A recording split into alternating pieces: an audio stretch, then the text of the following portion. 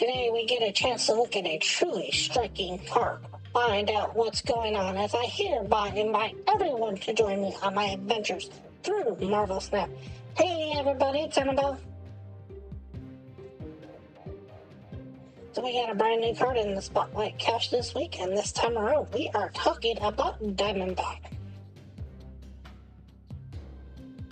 Diamondback dropped out of high school and was lacking any marketable skills, so she took up a criminal career, becoming a pickpocket and a con artist.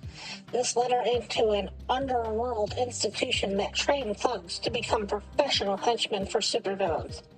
She graduated from the academy, which had a high elimination rate, and soon developed a new identity. She put on a costume that she forged together from what she could get a hold of, and joined the Serpent Society as a founding member. Diamondback developed a bolder demeanor, becoming more confident as the group carried out missions and worked for the highest bidder. She always managed to maximize profit for each individual member while maintaining a level of mutual support among them all. For their common benefit, and she managed to get everyone to share supportive services such as vehicles, training, facilities, and intelligence. Though this was not always easy, as there were many snakes in the garden who wanted to overthrow her.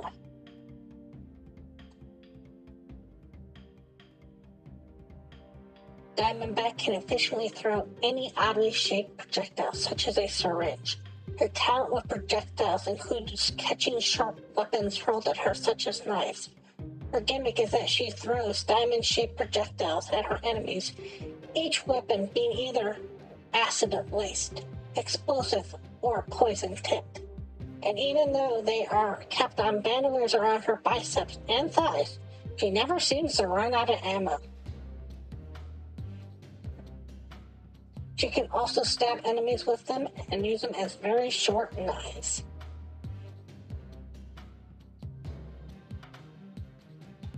Diamondback is a sly, flirtatious, confident, fast-talking rogue.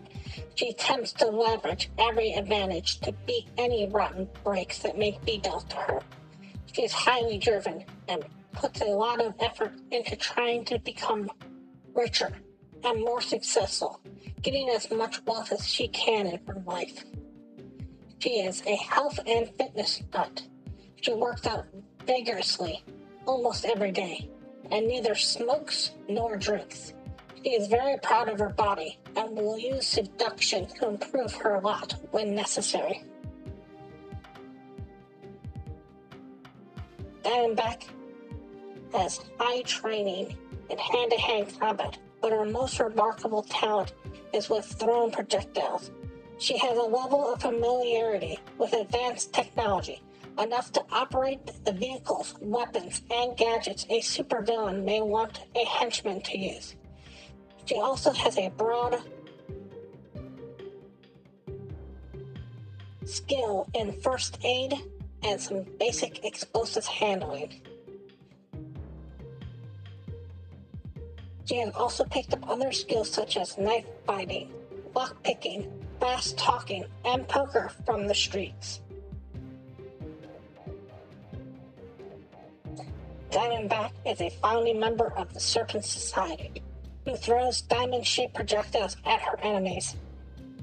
They are commonly acid-laced and will leverage every advantage to beat any rocket breaks.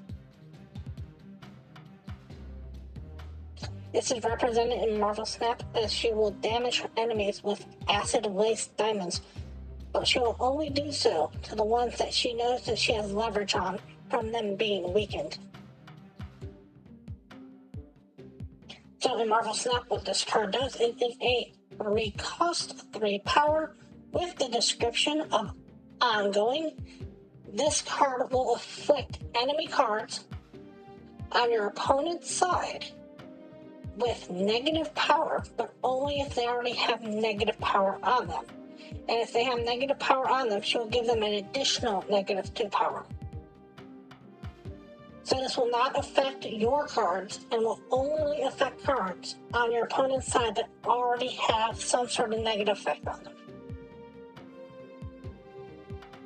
Now, I know a lot of people have been talking very highly about this card and have been praising this card, but from my opinion, as the way I personally see it, I cannot see this card being any higher than a 2-star card. One of the things that bugs me the most about this card is simply the fact of Luke Cage existing. Most Afflict decks, when you are winning a lane, if Luke Cage comes out, you'll lose that lane. And I don't see how Diamondback really fixes that.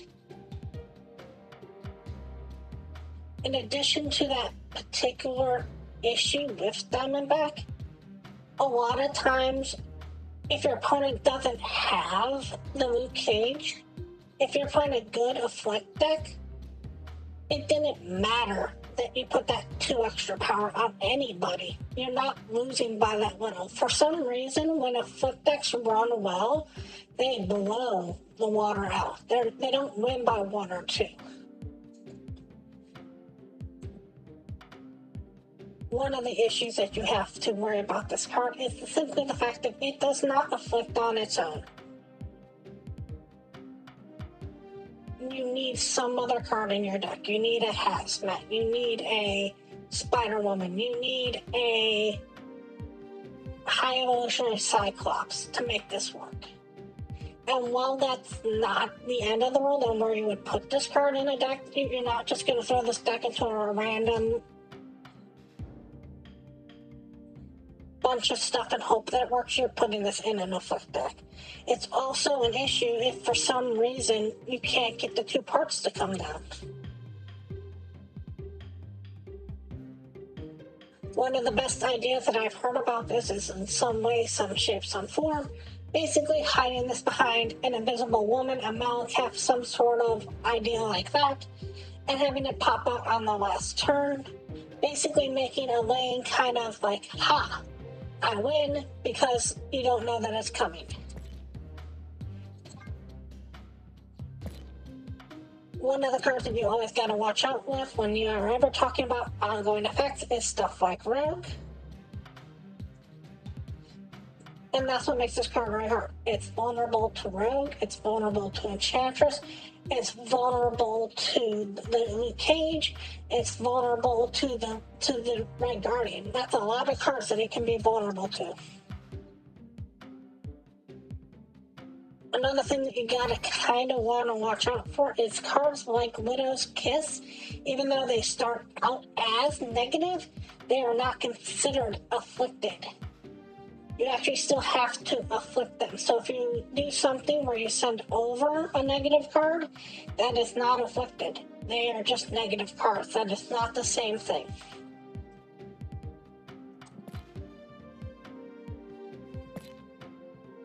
The other problem that you gotta kind of watch out for is this kind of works like a rare version of Captain America,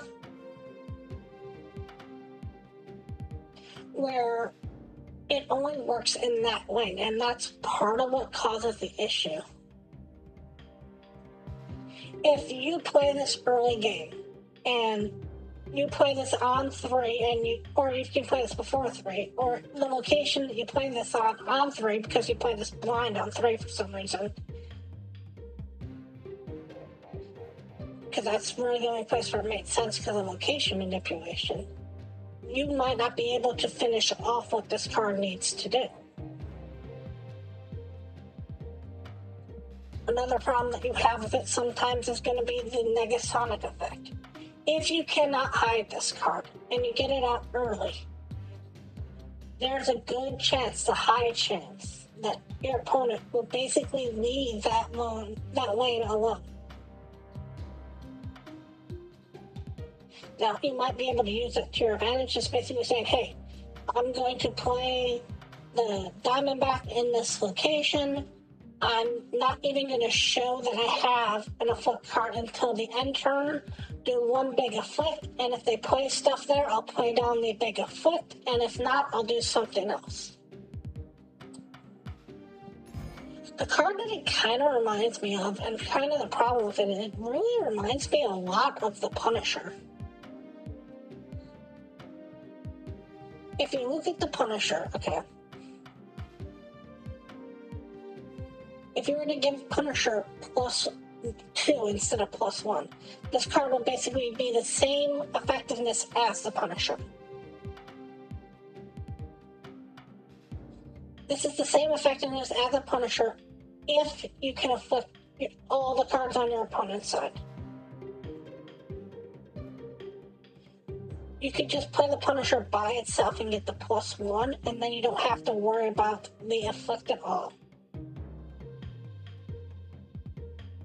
You're getting +1 more power from the cards on your opponent's side, but you have to afflict them. Yes, you are afflicting them, which is technically more power, but it's not in a certain sense, because you were going to do that anyways.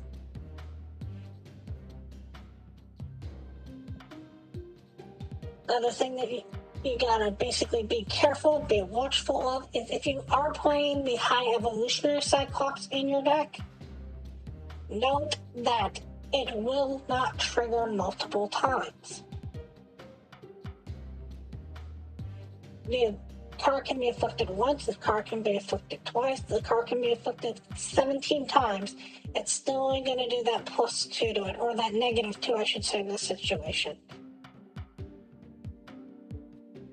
Which is kind of a good thing and kind of a bad thing, as you only need to get one trigger off for it to really take effect, and doing 2 triggers, 3 triggers, 17 triggers really doesn't help you out a lot. So you're trying to go wide instead of deep.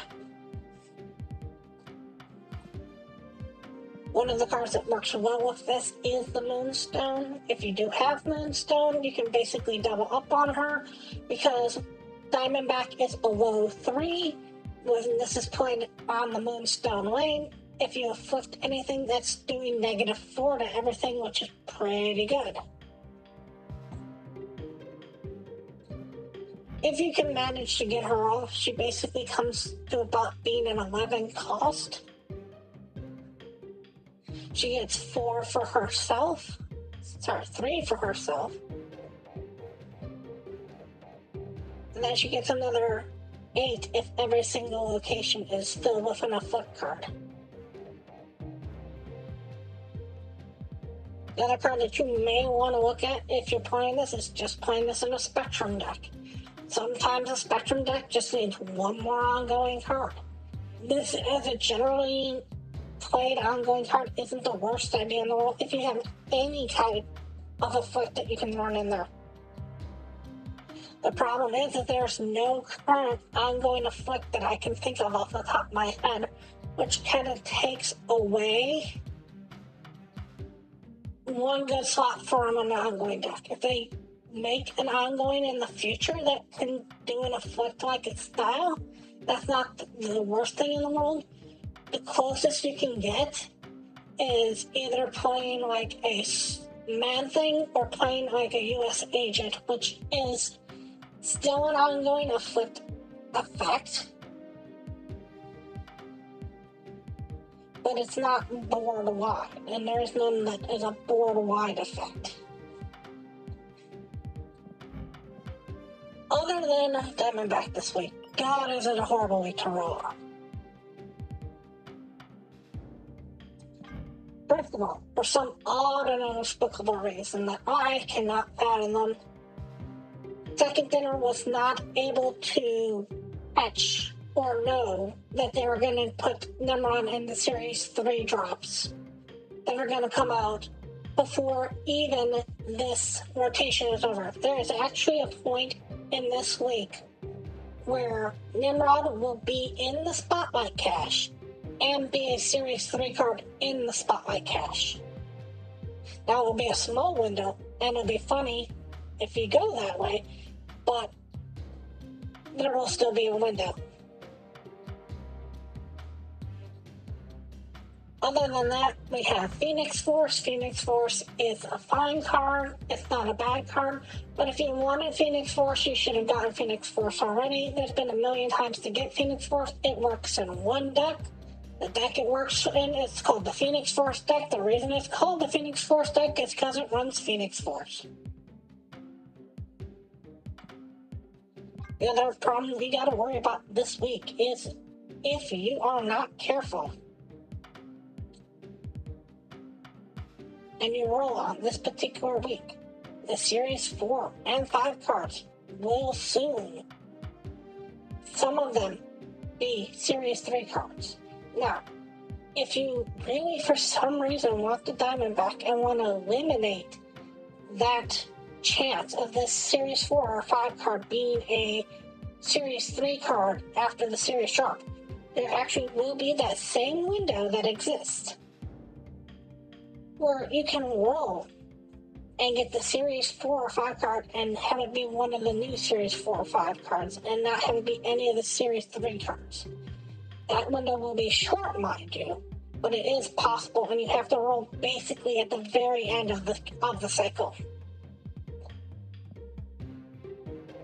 I would not spend a single token on Diamondback right now. Especially with the Sanctum Showdown going on right now, I would save up every single gold I had. I would save up every single credit I have. See how the Sanctum goes. See what's good in the Sanctum. Not get bullied into buying her just for the Sanctum. And maybe at the end of that, if you feel good about her, then get her. I'm still going to roll because this is how I make content, but please, for once, do not do what I do. Alright, let's see what we get in the box. Boxes. Victoria Hand. Ooh, I don't think I got that one. Alright, so come this Friday, I will do a video on Victoria Hand. I want to thank you all so much for watching. And as always, remember, play for fun.